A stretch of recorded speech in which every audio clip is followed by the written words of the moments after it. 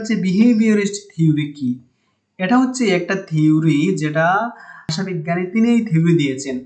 তিনি বলেছেন যে মানুষের ভাষা শিক্ষার ক্ষেত্রে বা ভাষা অর্জনের ক্ষেত্রে সেখানে সোল অথবা মানুষের আত্মা, অন্তর, অনুভূতি এই বিষয়গুলো কাজ করে না, সেখানে ব্রেইন কাজ করে।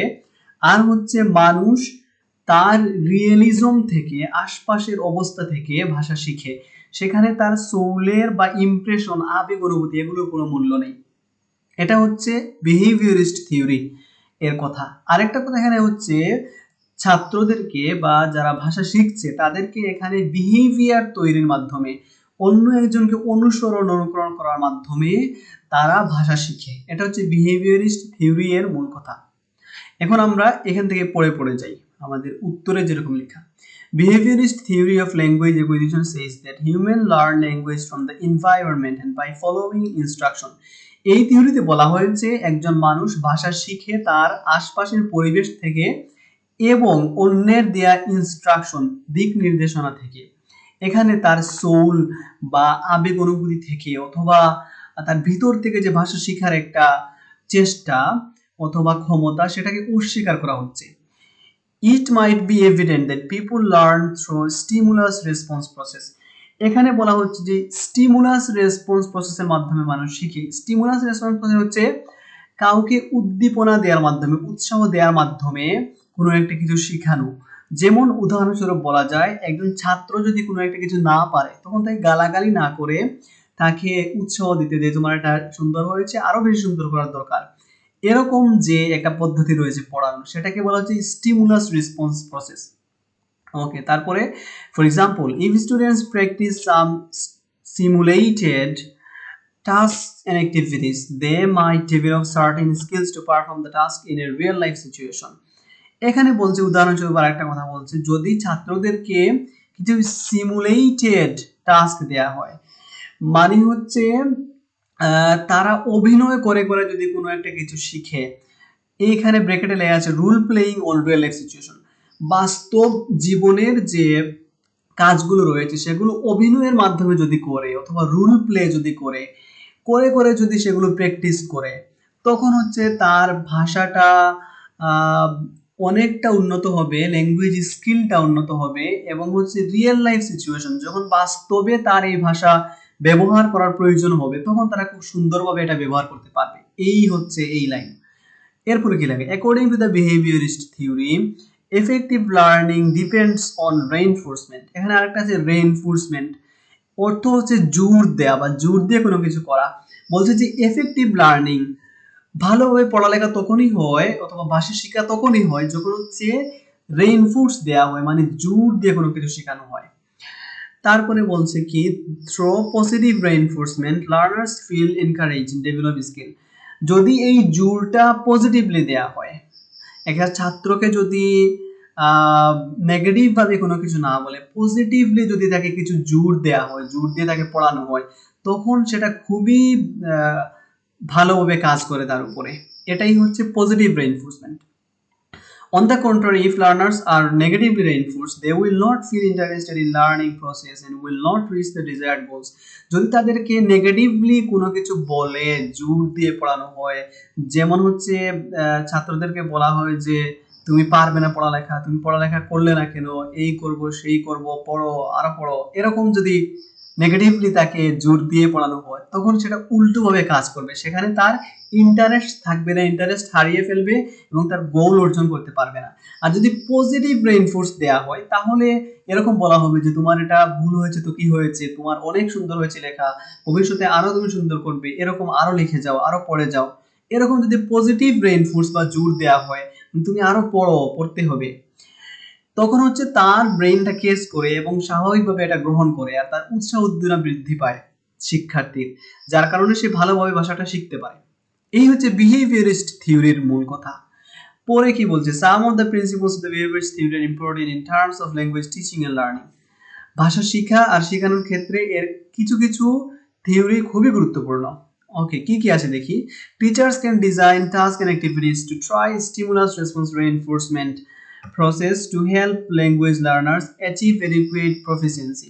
বলছে যে শিক্ষকরা ক্লাসে পড়ানোর সময় তারা এই স্টিমুলাস রেসপন্স রেইনফোর্সমেন্ট প্রসেসটা ব্যবহার করবেন, মানে তাদেরকে পজিটিভলি উৎসাহ দিয়ে জোর দিবেন যে পড়ালেখার জন্য।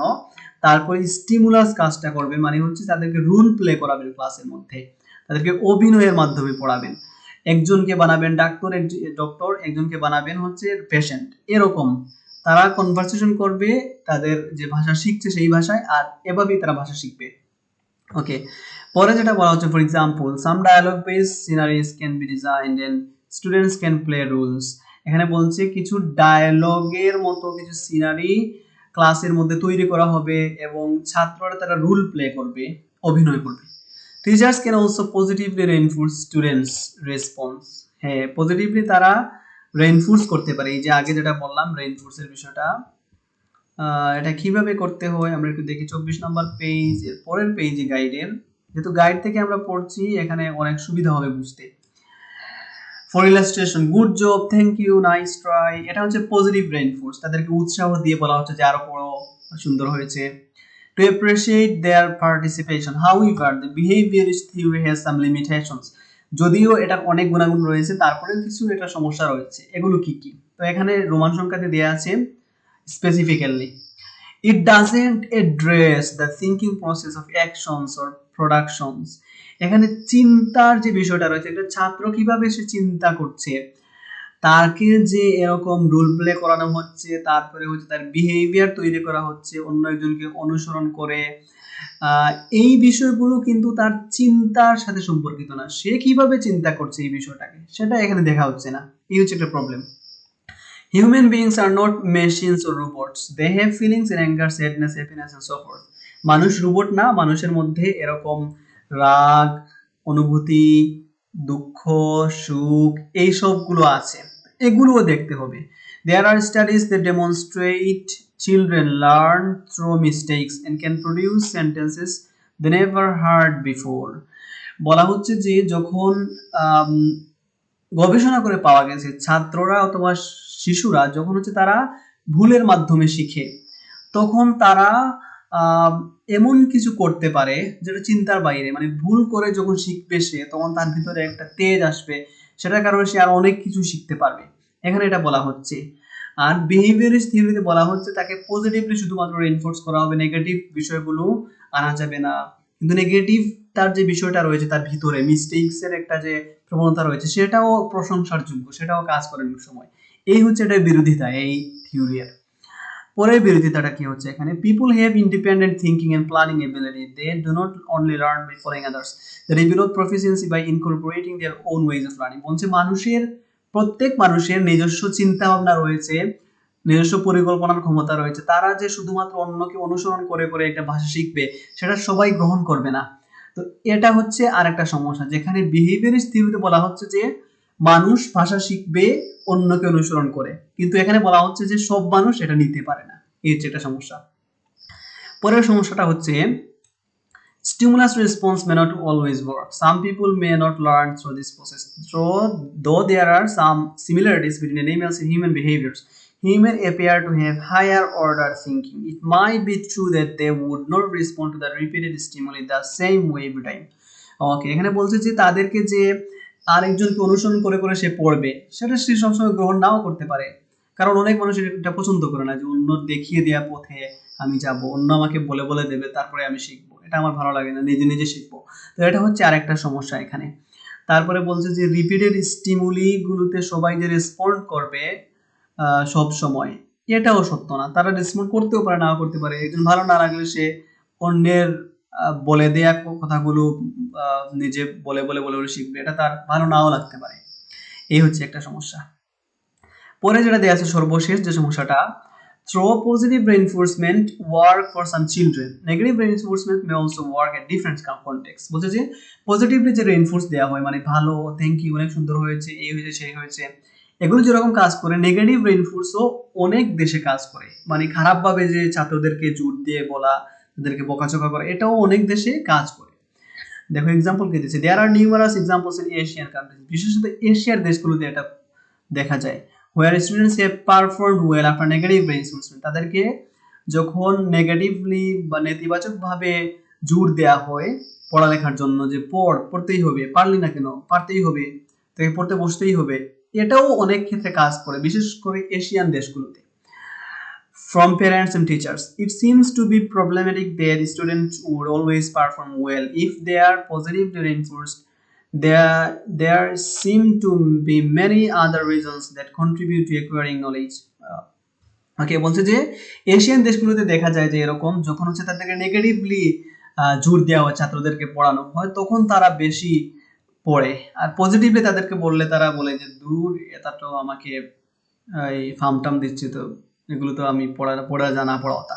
কিন্তু তাকে যদি নেগেটিভলি জোর দেওয়া হয় যে পড়তেই হবে, পড়তে বস, তখন দেখা যায় অনেক শিক্ষার্থী পড়তে বসে। এবং এশিয়ার দেশগুলোতে এর প্রবণতা অনেক বেশি। এশিয়ার যে সামাজিক অবস্থা সেটার সাথে এটার অনেক মিল রয়েছে, এজন্য ছাত্রদেরকে এই পদ্ধতিতে পড়ানো যায়। এই ছিল হচ্ছে behaviourist theory of language acquisition and learning. ধন্যবাদ সবাইকে। যদি ভালো লাগে বন্ধুদেরকে ভিডিওটি দেখাতে পারো লিঙ্ক শেয়ার করে, এবং যদি ভালো লাগে তাহলে চ্যানেলে সাবস্ক্রাইব করে রাখতে পারো। ধন্যবাদ।